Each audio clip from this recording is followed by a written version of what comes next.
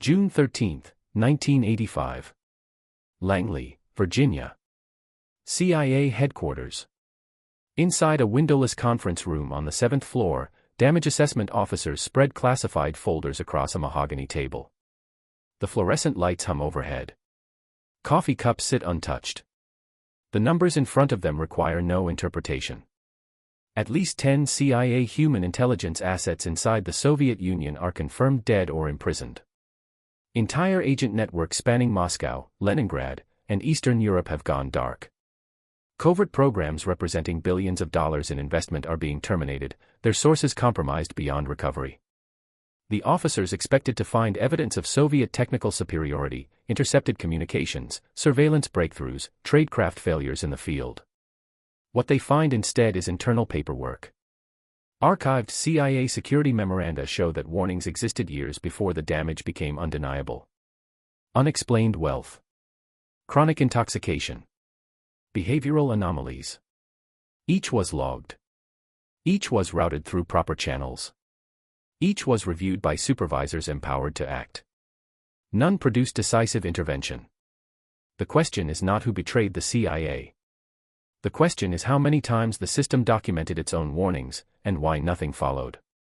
The story begins not with espionage, but with reform. In 1975, the United States Congress initiated the most comprehensive investigation of American intelligence activities in the nation's history.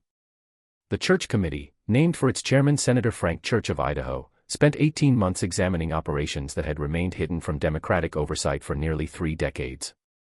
The findings arrived at CIA headquarters in Langley in boxes of transcripts, depositions, and documentary evidence that would reshape how American intelligence operated for a generation. The revelations were extraordinary in their scope. Operation Chaos had monitored American citizens engaged in lawful political protest under the guise of counterintelligence.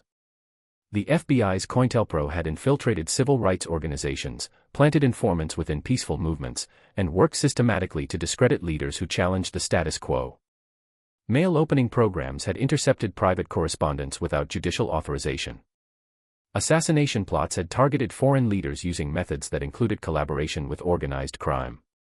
The Central Intelligence Agency had operated for 28 years with minimal congressional oversight, conducting operations that elected representatives learned about only when they failed publicly or when whistleblowers came forward with evidence that could no longer be suppressed. The institutional response was swift and far-reaching.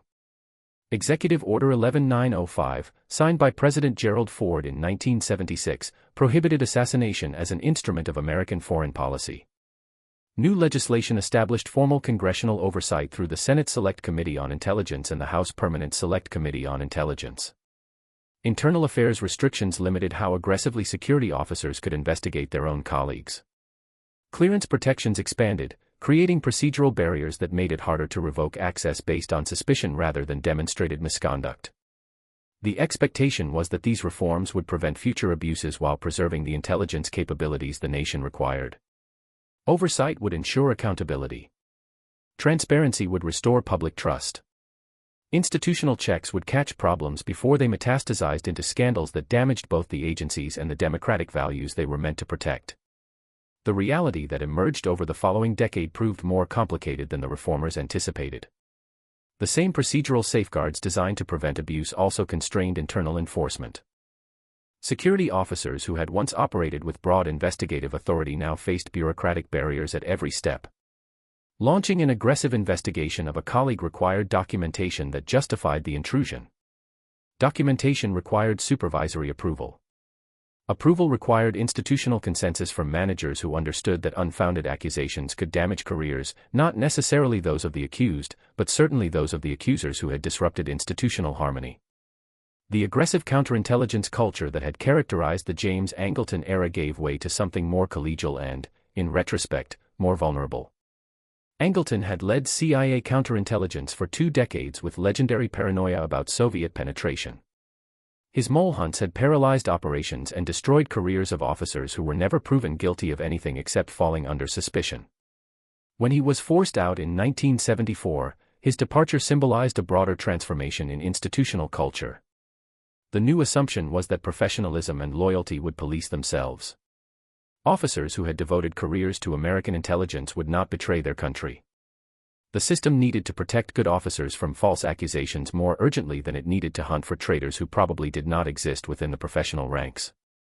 By the late 1970s, American intelligence had built an apparatus designed to trust its own people, and to document any concerns that arose rather than act upon them with the aggressive suspicion that previous generations had employed. The system excelled at recording potential risks in carefully maintained files. It struggled to translate those records into decisive action. At CIA headquarters, a new bureaucratic ritual emerged in the years following the Church Committee reforms. Every year, officers with access to classified information filed financial disclosure forms documenting their income, their assets, and their debts. The forms were collected by administrative personnel, reviewed according to established procedures, and archived in official files that could be retrieved if questions arose later. These disclosure requirements became part of a growing apparatus designed to identify insider threats through documentation rather than aggressive investigation. The underlying theory was straightforward and, on paper, compelling. If anomalies existed, unexplained wealth that could not be traced to legitimate sources, suspicious contacts with foreign nationals, behavioral irregularities that colleagues might observe, they would appear in the documentation. The system would identify them through routine review. Supervisors would escalate concerns through established channels. Action would follow naturally as the evidence accumulated and patterns became impossible to ignore. This approach reflected broader trends in American institutional management during the 1970s. Documentation had become the preferred mechanism for ensuring accountability across government and private enterprise alike. Procedures were written into manuals that filled filing cabinets. Processes were formalized with flowcharts showing how information should move through organizational hierarchies. Decisions were recorded in memoranda that created audit trails demonstrating compliance with established requirements. The assumption underlying all of this was that documentation equaled accountability. If concerns were recorded, they would be addressed. If procedures were followed, problems would be identified. The system would function automatically because the system had been designed to function automatically. The clearance adjudication process reinforced this logic throughout the intelligence community. Officers underwent periodic reviews where their files were examined for inconsistencies. Security manuals outlined how concerns should be handled at each stage of the process. Compartmentation protocols ensured that sensitive information remained accessible only to those who had demonstrated need to know through formal authorization procedures.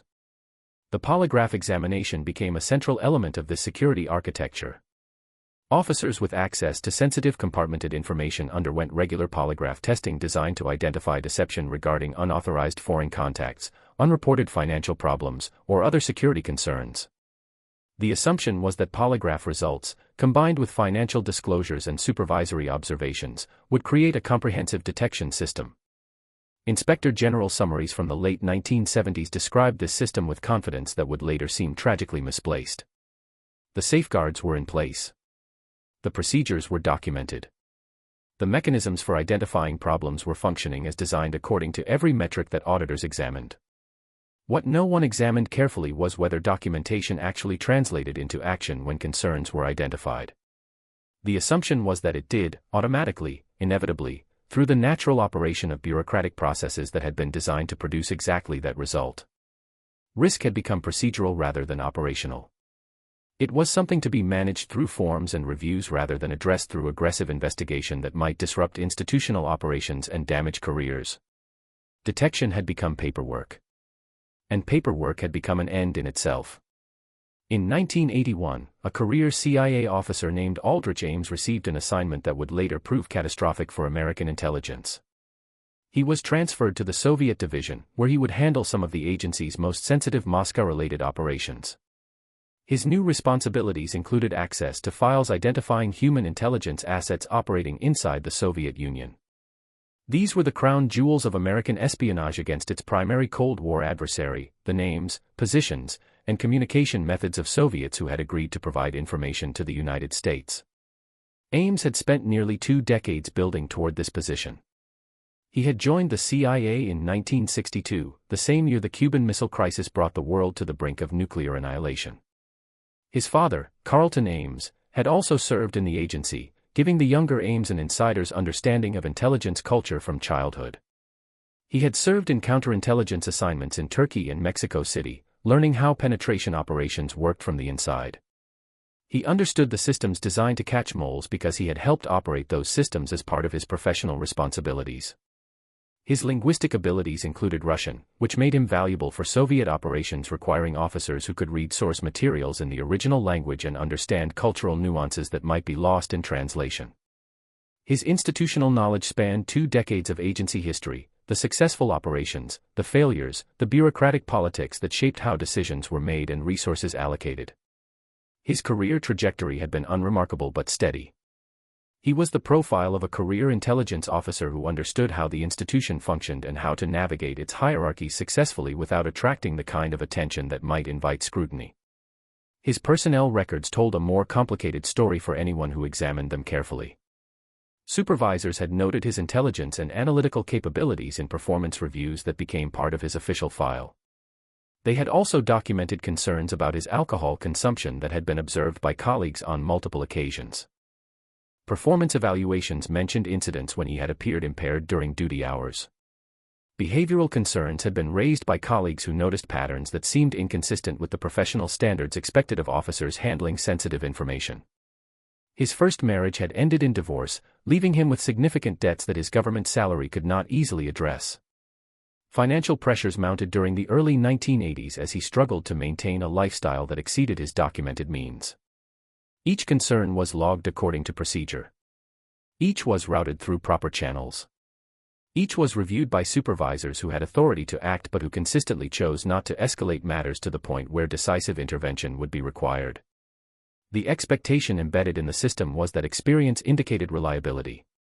Officers who had served for years, who understood what was at stake, who had demonstrated sustained commitment to the mission through continued employment, these were people who could be trusted with the most sensitive information the nation possessed.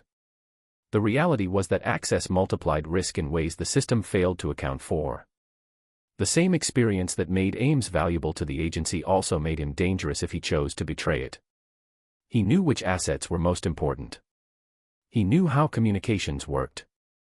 He knew where the system's blind spots were located because he had observed them from the inside for nearly 2 decades. Assignment logs from 1981 show Ames receiving authorization to access files that would later prove devastating. He could now identify by name the Soviets who were secretly providing information to American intelligence. He knew their positions within the Soviet government, their motivations for cooperation, their methods of communication with their handlers. He knew everything that Moscow would need to identify and eliminate them. The men responsible for monitoring Soviet penetrations had been granted the highest possible access to exactly the information a Soviet penetration agent would seek. The first warning signs already existed in his personnel file. They would not be the last. If you value factual Cold War history, consider supporting Cold War files. Between 1982 and 1983, something changed in Aldrich Ames's financial circumstances that should have triggered immediate investigation. His debts, which had been accumulating for years due to an expensive divorce and a lifestyle that exceeded his government salary, suddenly disappeared. He made a cash purchase of a home, a transaction that was impossible to explain through any legitimate source of income documented in his personnel file. His standard of living improved dramatically. He drove a better car. He dressed more expensively. He displayed the markers of wealth that his pay grade could not support. In 1985, Ames married Rosario Dupuy, a Colombian national he had met while stationed in Mexico City. Her spending habits were conspicuous even by the standards of the Washington social scene. Designer clothing. Expensive jewelry. A lifestyle that drew comments from colleagues who wondered how a mid-level CIA officer could afford such luxuries. The Financial Disclosure Review System identified these anomalies through its routine monitoring processes. Security officers noted the discrepancies and conducted interviews to address the questions that the documentation raised. Ames provided explanations that sounded plausible on their surface. He cited assistance from family members. He mentioned investments that had performed better than expected. He referenced his wife's relatives in Colombia who had provided financial support during a difficult period. The explanations were recorded in his official file. They were not verified through independent investigation. Verification would have required resources and institutional commitment. It would have meant assigning investigators to examine bank records, trace money flows, and interview the family members and associates who Ames claimed had provided assistance. It would have meant treating a career officer with 2 decades of service as a potential traitor rather than a colleague who deserved the benefit of the doubt. It would have meant challenging the fundamental assumption that documentation provided adequate protection against insider threats. Declassified security interviews from this period reveal a pattern that would repeat throughout the 1980s with tragic consistency. Concerns were raised according to established procedures. Questions were asked in formal interview settings where subjects had opportunity to provide explanations. Answers were provided and recorded. Files were updated to reflect that the matter had been addressed through proper channels. Then the files were closed because procedural requirements had been satisfied. The expectation was that financial anomalies of this magnitude would trigger aggressive investigation regardless of the subject's seniority or professional reputation. Unexplained wealth in an officer with access to the identities of human intelligence assets should have prompted surveillance, forensic accounting, examination of foreign contacts, and polygraph examinations focused specifically on the source of funds that could not be legitimately explained. The reality was that suspicion was documented rather than pursued. The system had identified a potential problem. The system had recorded its concern. The system had then moved forward to other matters because the documentation demonstrated that due diligence had been exercised. The anomaly was recorded and forgotten. Between 1983 and 1985, something unprecedented happened to CIA operations inside the Soviet Union. Human intelligence assets began disappearing at a rate that defied innocent explanation. The pattern was unmistakable to officers tracking operations from Langley. An agent would establish contact through channels that had worked reliably for years. Information would be exchanged using methods that had proven secure through repeated use. Communication protocols would be followed precisely. Then silence. Scheduled meetings would fail without the asset appearing at agreed locations. Dead drops would go unsurveyed, materials left uncollected despite previous patterns of reliable retrieval. Radio communications would cease without explanation. Contact would be lost permanently. CIA Moscow station chiefs reported these losses through secure channels with increasing alarm. The numbers were not merely concerning, they suggested systematic compromise on a scale that could only mean one thing. One asset lost might be explained by tradecraft failure or bad luck. 2 losses raised questions. 5 demanded answers. By 1985, the casualties had reached double digits, at least 10 confirmed dead or imprisoned, with additional assets whose fate remained unknown but whose silence suggested the worst. Among the confirmed losses were some of the most valuable sources American intelligence had ever developed inside the Soviet system. General Dmitry Polyakov, codenamed Top Hat, had provided information to American intelligence for nearly 2 decades, one of the longest-running and most productive penetrations of Soviet military intelligence in CIA history. His information had revealed Soviet military doctrine, weapons capabilities, and intelligence operations that shaped American strategic planning throughout the Cold War. Adolf Tokachev, an engineer at a Soviet military research institute, had provided technical data on radar systems and stealth technology that American defense officials later estimated saved the United States billions of dollars in research and development costs. His intelligence on Soviet aircraft and missile systems directly influenced the design of American weapons systems. Both were arrested. Both were executed. Valery Martinov and Sergei Motorin, KGB officers who had been recruited by American intelligence while stationed in Washington, were recalled to Moscow and arrested. Their executions followed. The losses represented not merely individuals but entire networks.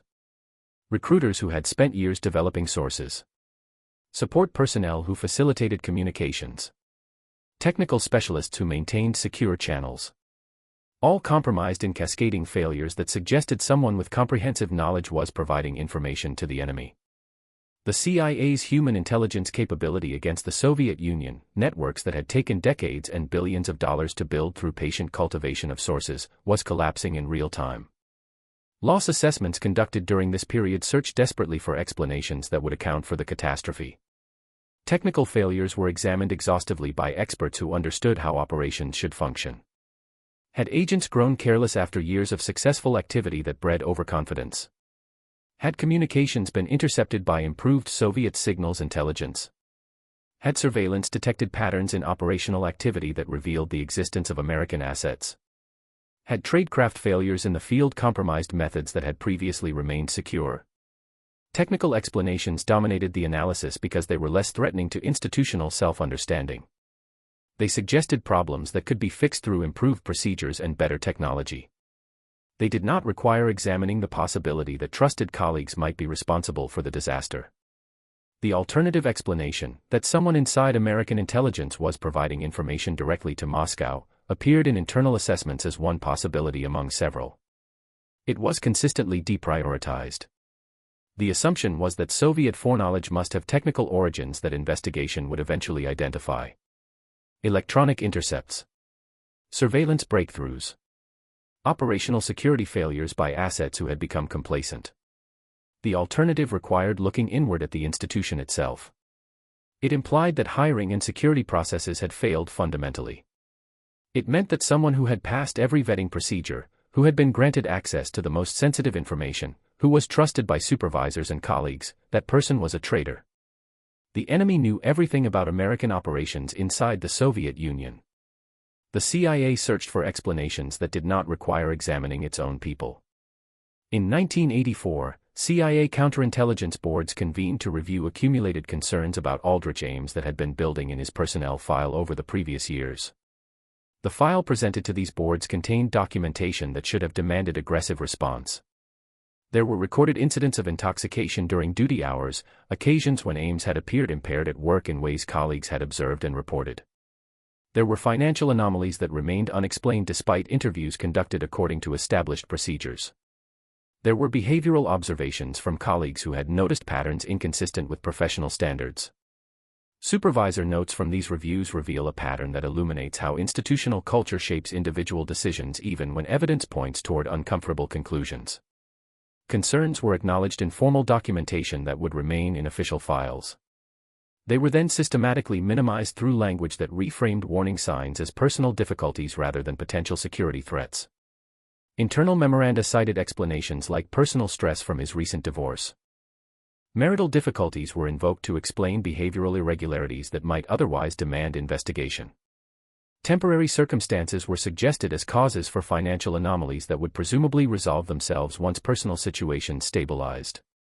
The language in these documents consistently pointed away from the conclusion that the accumulated evidence suggested to anyone examining it with fresh eyes and willingness to act. The expectation embedded in bureaucratic procedure was that formal reporting would force escalation. Once concerns were documented and submitted through proper channels, they would receive attention proportionate to their seriousness.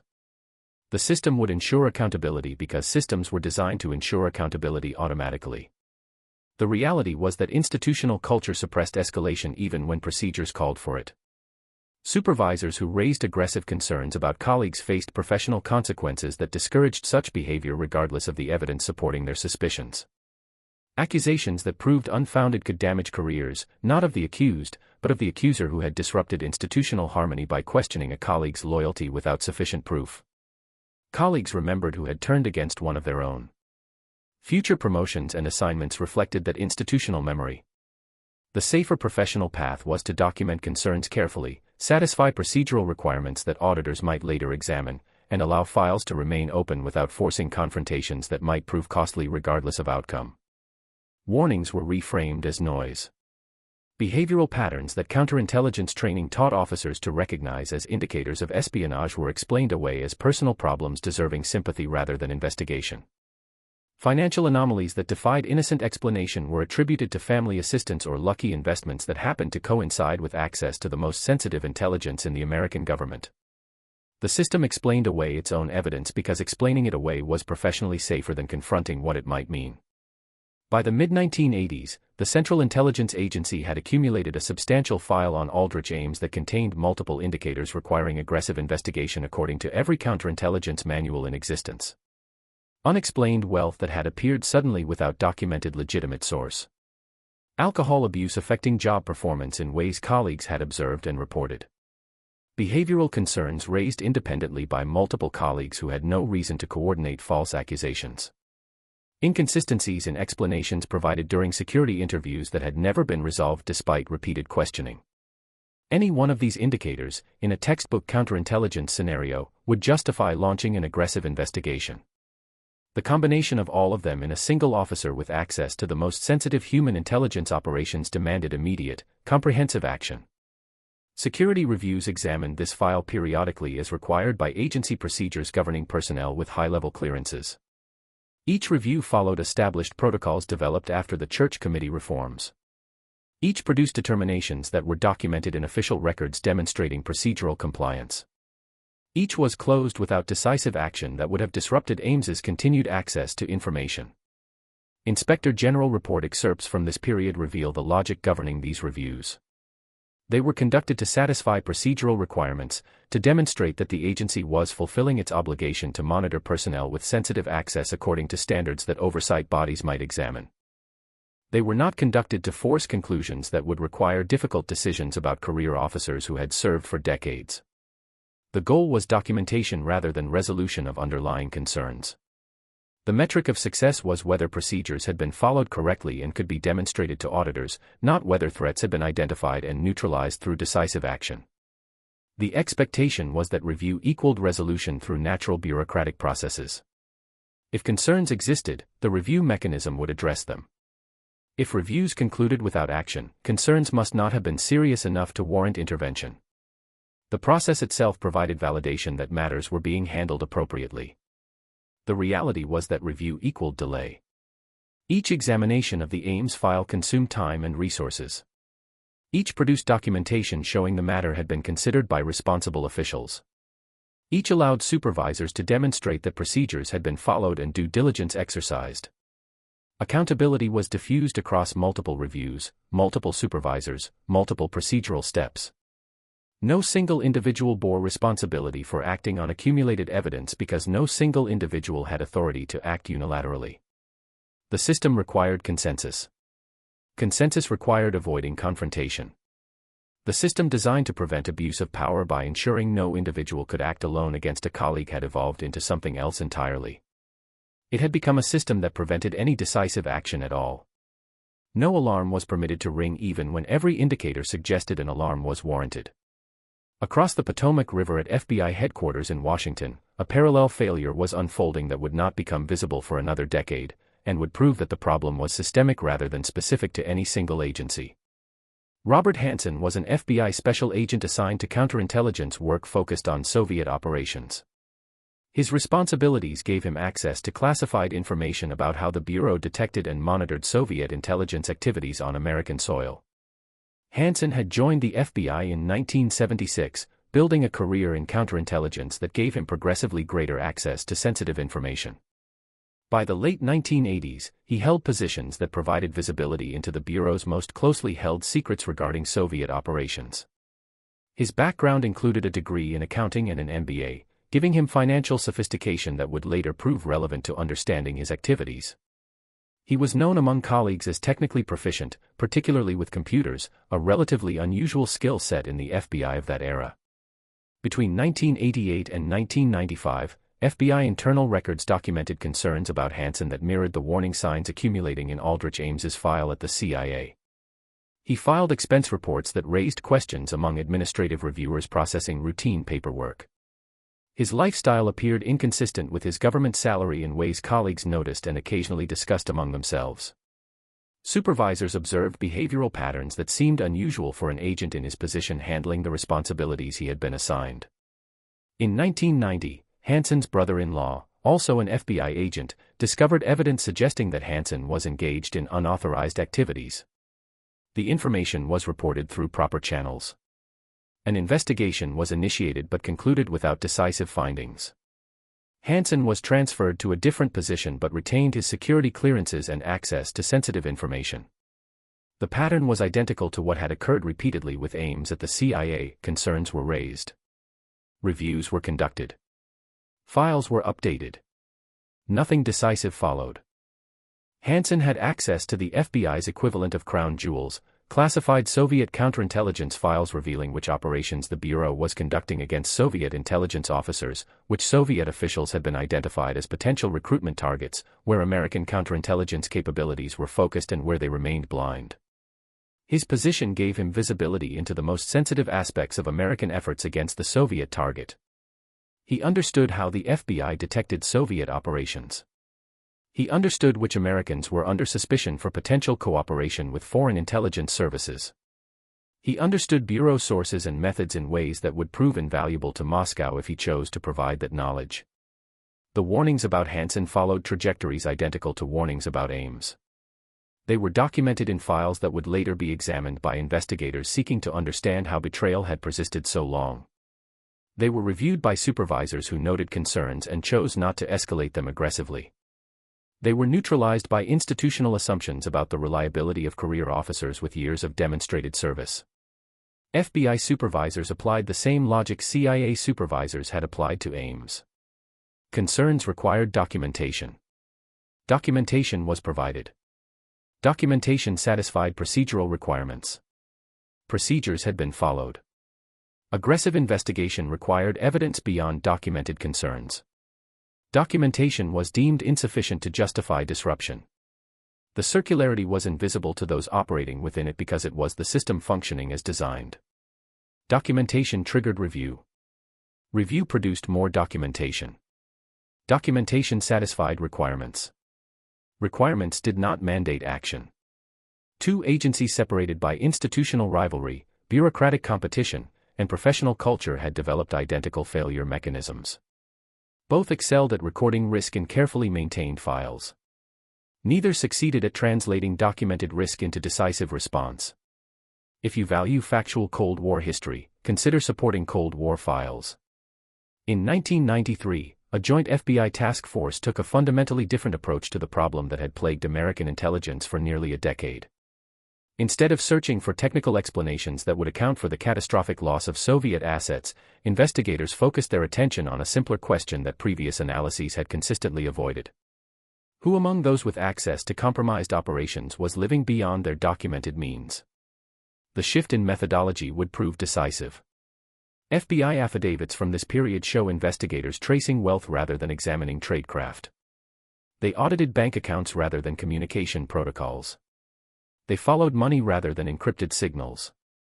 They asked questions about lifestyle that personnel files had recorded but previous investigations had failed to pursue. The task force compiled lists of CIA personnel with access to the compromised Soviet operations. They cross-referenced those lists against financial records, property transactions, and lifestyle indicators that had been documented over the years but never systematically analyzed. Aldrich Ames appeared prominently on every analysis. His home in Arlington had been purchased for $540,000, cash. His Jaguar automobile represented spending impossible to reconcile with his salary. His wife's wardrobe and jewelry exceeded what any reasonable estimate of their combined income could support. The investigation identified Ames through patterns that had been visible for years to anyone willing to look. For nearly a decade, the expectation had been that technical failure explained operational losses. Surveillance detected by Soviet countermeasures. Communications compromised through signals intelligence. Tradecraft failures by assets in the field who had grown complacent. The reality was that money exposed betrayal with clarity that technical analysis had never achieved despite years of effort. Human auditing of financial records succeeded where systematic analysis of operational failures had failed repeatedly. The mole was not hidden in intercepted signals or compromised communication systems or sophisticated surveillance that American counterintelligence had failed to detect. The mole was visible in bank records and real estate transactions and lifestyle improvements that anyone examining personnel files could have identified years earlier, if anyone had been willing to ask the obvious questions about a trusted career officer. The solution was never technical. It was investigative. And it required asking questions the system had been designed to avoid. February 21, 1994. Arlington, Virginia. Federal agents took Aldrich Ames into custody outside his home on a quiet residential street in the Virginia suburbs. The arrest was unremarkable in its mechanics, a coordinated operation that proceeded according to standard procedures for apprehending suspected espionage agents. What followed would prove anything but routine.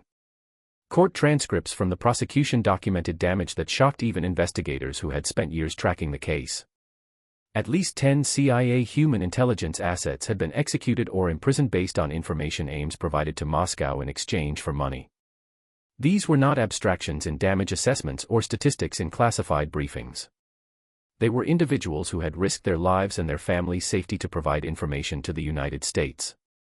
Some had cooperated for ideological reasons, believing that American victory in the Cold War would serve humanity's interest in freedom over totalitarianism. Others had been motivated by personal grievances against the Soviet system that had wronged them. Some had acted from mixed motives that included financial compensation along with other factors. All had trusted that American intelligence would protect their identities with the care their courage deserved. That trust had been betrayed by an American officer who sold their names to Moscow for money he spent on a lifestyle he could not otherwise afford. The financial scope of his betrayal was documented precisely in court records. Over the course of his espionage career, Ames received approximately $2.7 million from Soviet and Russian intelligence services, with an additional $2.7 million promised for future delivery. In exchange, he had provided the identities of virtually every CIA asset operating inside the Soviet Union.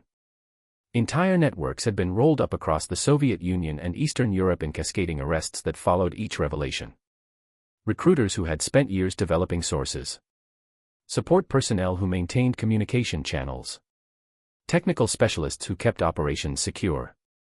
All compromised when Ames handed their identities to his KGB handlers. Decades of patient intelligence work had been undone by a single officer's betrayal sustained over 9 years. Billions of dollars in programs had been compromised or rendered worthless. Technical collection systems had been designed around human sources that no longer existed. Analytical frameworks had been built on information from assets that Moscow knew about and could manipulate to serve Soviet interests. The CIA's ability to understand Soviet intentions, the fundamental mission the agency existed to accomplish, had been systematically dismantled from within. The expectation following the arrest was that discovery had been sudden.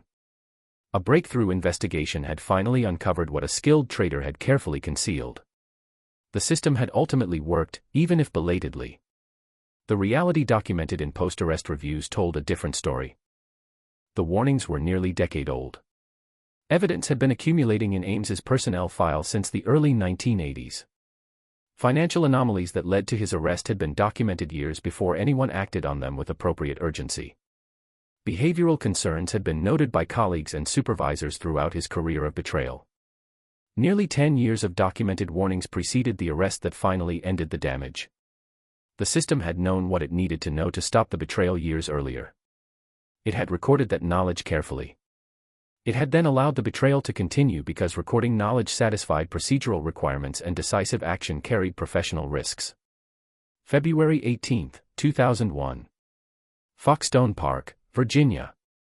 FBI agents arrested Robert Hanssen as he serviced a dead drop in a suburban park where he had been exchanging materials with Russian intelligence handlers for years.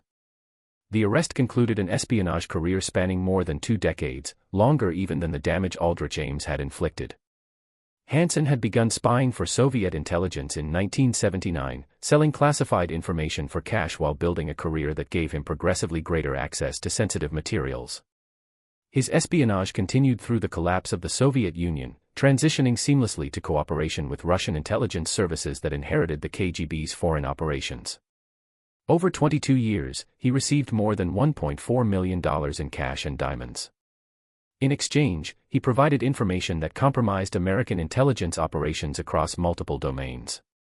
He had identified FBI sources within Russian intelligence who were subsequently arrested and executed. He had revealed American technical collection capabilities that adversaries could now evade. He had provided classified information touching on continuity of government operations and nuclear war planning. He had disclosed details of a secret tunnel the FBI had constructed beneath the Soviet embassy in Washington to monitor communications. The FBI internal review conducted after his arrest produced findings that echoed the CIA's post-Ames assessment with precision, suggesting the problem was far larger than any individual case. Documented concerns about Hanssen extended back years before his arrest. Financial anomalies had been flagged by administrative systems and not pursued through aggressive investigation. Supervisory reviews had noted behavioral problems and minimized them using language that reframed warnings as personal difficulties. The 1990 incident involving his brother-in-law's report had been investigated but concluded without decisive action. Hanssen had been transferred but retained access. The system had documented concerns and moved on. The institutional mechanisms that had protected Ames at the CIA had operated identically to protect Hanssen at the FBI. Both agencies had developed cultures prioritizing documentation over action. Both had created systems where concerns could be recorded without triggering investigation. Both had allowed careers of betrayal to continue for years after warning signs appeared in official files. The expectation following the Ames arrest in 1994 was that lessons would be learned and applied across the intelligence community. The FBI, observing the CIA's public humiliation, would examine its own operations with fresh urgency. Failures that had occurred at one agency would not be repeated at another that had witnessed the consequences. The reality was that Hanssen's arrest confirmed failure as systemic rather than institutional. This was not a CIA problem that the FBI had managed to avoid. This was not an FBI problem that vindicated CIA procedures. This was a problem embedded in how American intelligence documented risk without acting upon it, a failure of fundamental approach rather than specific implementation. 2 agencies. 2 decades. Identical patterns. Identical failures. The problem was no longer deniable. Between 2002 and 2005, American intelligence agencies implemented structural reforms designed to prevent catastrophes of the kind that Ames and Hanssen had inflicted. The changes were substantial in scope and ambitious in intent. Continuous evaluation systems replaced periodic reviews that had allowed problems to persist for years between scheduled examinations. Officers with sensitive access would no longer hold clearances that remained valid indefinitely between updates. Their status would be monitored continuously, with automated systems tracking financial indicators, behavioral patterns, and other factors that human supervisors had repeatedly observed and failed to act upon. Insider threat analytics programs incorporated capabilities that had not existed during the 1980s. Financial transactions could be monitored against baseline expectations.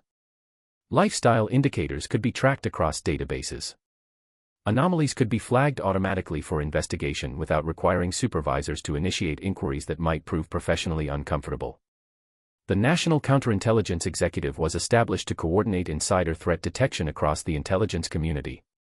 Information sharing between agencies improved, reducing the compartmentation that had allowed parallel failures to develop independently at CIA and FBI without either agency learning from the other's experience. Congressional testimony from this period documented the rationale underlying these reforms. The intelligence community would adopt a fundamentally different posture toward insider threats, one that assumed risk as the baseline rather than presuming loyalty among personnel who had been granted access. The underlying logic, however, was familiar to those who had studied the failures carefully. The reforms assumed that better documentation, faster detection, and more comprehensive monitoring would succeed where previous systems had failed. Technology would identify threats earlier. Automated flagging would escalate concerns more reliably. Systems would force action where previous procedures had permitted delay. Whether improved documentation would actually translate into decisive action, the specific failure that had characterized both cases, remained an open question that reforms addressed procedurally without guaranteeing culturally. Reform followed catastrophe. The system changed only after collapse forced acknowledgement of what had been ignored for decades. In the years following the Cold War, CIA and FBI conducted post-mortem assessments examining what had gone wrong in cases that had damaged American intelligence for a generation. The reviews were comprehensive and unflinching in their documentation of institutional failure. They traced warning signs that had been observed and minimized. They identified procedural gaps that had allowed betrayal to continue unchecked. They examined cultural factors that had prioritized documentation over action, institutional harmony over security, professional comfort over decisive response to documented threats. The conclusions converged on findings that transcended any individual agency or specific failure. The damage inflicted by Aldrich Ames and Robert Hanssen could not be measured solely by documents passed to Moscow or assets executed by Soviet and Russian intelligence services. The true cost was measured in years of strategic blindness created by warnings that were documented and then ignored. American intelligence had operated for nearly a decade without understanding that its most sensitive operations were compromised from within. Policy decisions at the highest levels had been made based on intelligence assessments that Moscow knew about in advance and could manipulate. Diplomatic initiatives had been undermined by adversary foreknowledge. Military planning had incorporated assumptions about intelligence advantages that did not exist. The entire apparatus of Cold War intelligence had been degraded not by external attack or technological failure but by internal inability to act on evidence the system itself had generated. A declassified CIA postmortem captured the lesson with precision that would be cited repeatedly in subsequent training and reform documents. The most damaging penetrations were not undetected. They were documented and discounted. The archives contained the warnings. The files documented the anomalies. The reviews noted concerns formally and repeatedly. The system recorded everything necessary to prevent catastrophe. It then systematically failed to act on its own records.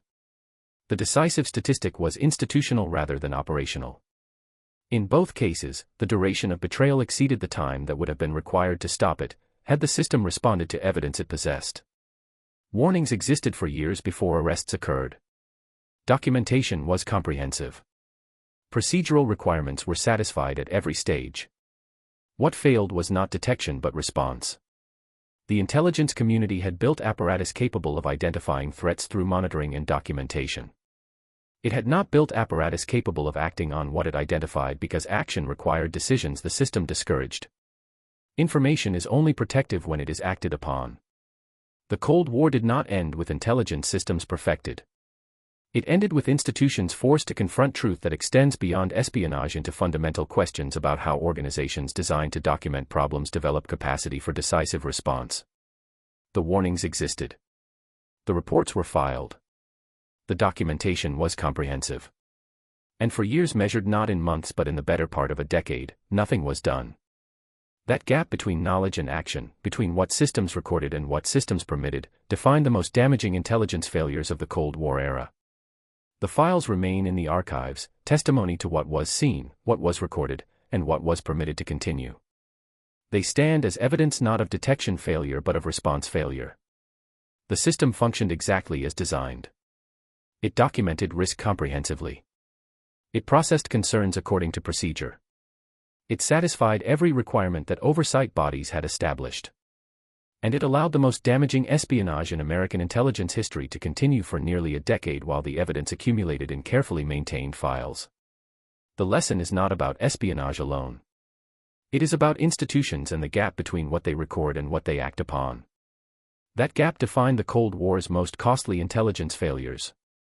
Whether the reforms that followed have closed it remains an open question. The archives preserve the evidence. The record speaks for itself. If you value factual Cold War history, consider supporting Cold War Files.